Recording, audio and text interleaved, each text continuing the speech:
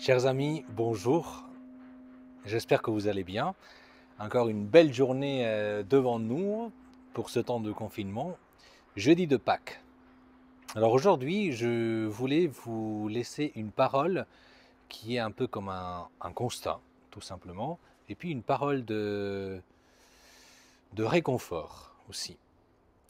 Et je voulais pour ça aborder un sujet qui est très beau, la différence entre les hommes et les femmes en ce temps de confinement. Et pour cela, je voulais vous parler précisément des manifestations du ressuscité, puisque nous le savons tous, les hommes et les femmes n'ont pas réagi de la même manière. Les femmes, dans l'Évangile, elles ont toujours le courage. Même quand le Christ est mort, eh bien, elles gardent cette sensibilité féminine et maternelle vis-à-vis du Seigneur. Et avec tout leur courage, elles vont le matin du dimanche au tombeau pour embaumer le corps du Seigneur, pour prendre soin du corps du Seigneur avec les aromates. Et, euh, et donc ça nous parle très bien de cette féminité qui ne se laisse pas abattre et qui va au-devant, euh, même s'il y a des difficultés, avec le cœur prêt pour prendre soin de la totalité de la personne qui leur a été confiée, la personne du Seigneur Jésus. Et à côté des femmes, on a les hommes qui, eh bien, ils s'enferment. Ils s'enferment chez eux, les portes closes, par peur, par crainte des Juifs, et qui, on a l'impression, ils ne savent plus quoi faire. Et Jésus va aussi se manifester différemment aux femmes et aux hommes.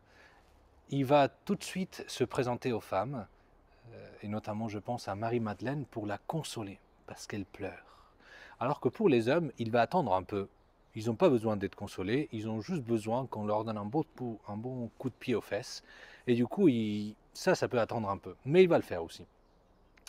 Et il va le faire, et nous le voyons dans l'évangile d'aujourd'hui, il entre là où sont les disciples, et, euh, et il commence à leur dire, mais voyez mes mains et mes pieds, c'est bien moi. Et eux, ils continuent bloqués, un peu comme je pense, une réaction très masculine dans ce temps de confinement, alors que les femmes, elles, sûrement, elles ont vu le nombre de choses qu'elles devraient faire en temps de confinement. Les hommes, ils ont juste vu que, eh ben, on ne pourra pas aller travailler.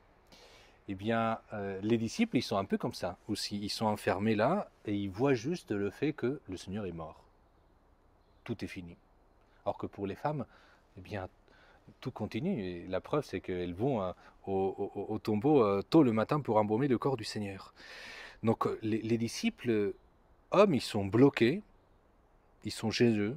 Même quand Jésus leur apparaît, voilà, ils ne sont pas toujours encore totalement débloqués. Mais touchez-moi, regardez, un esprit n'a pas de chair ni d'os, comme vous constatez que j'en ai. Et après, ils mangent avec eux.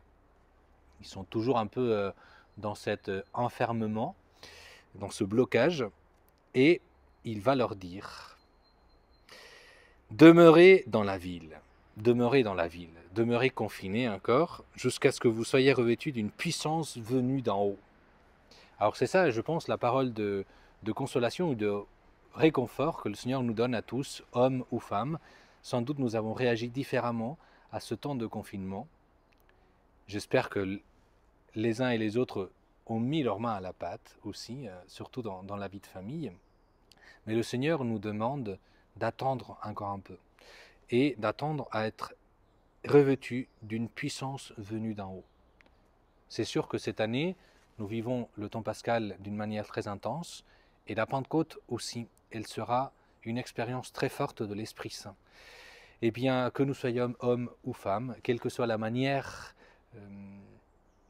avec laquelle nous avons réagi à ce confinement et avec laquelle nous continuons à réagir, le Seigneur prend soin de nous, soit pour nous consoler, soit pour nous donner un coup de pied aux fesses.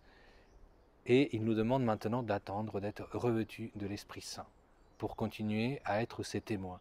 Et bien que ce Seigneur qui prend soin de nous et qui s'y manifeste à nous ressusciter dans nos vies vous bénisse en cette nouvelle journée qui commence, le Père, le Fils et le Saint-Esprit. Amen.